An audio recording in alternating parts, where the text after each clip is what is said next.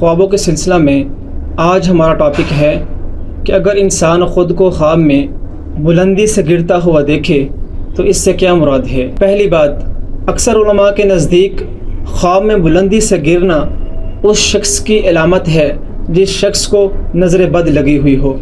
नज़र बद मुराद इसलिए लिया गया है कि देखिए, एक इंसान अपनी ज़िंदगी में मुकाम हासिल करता है, शोहरत हासिल करता है, इज़्ज़त हासिल करता है, वो बुलंदी पर होता है, लेकिन अचानक उसको नज़र लगती है, वो बुलंदी से नीचे गिरता है।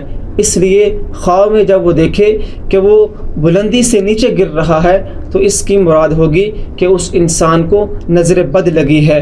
अचानक वो मुकाम पर है, एक चोटी पर है, लेकिन अचानक वो नीचे गिर जाता है, इससे मुराद नज़र बद है।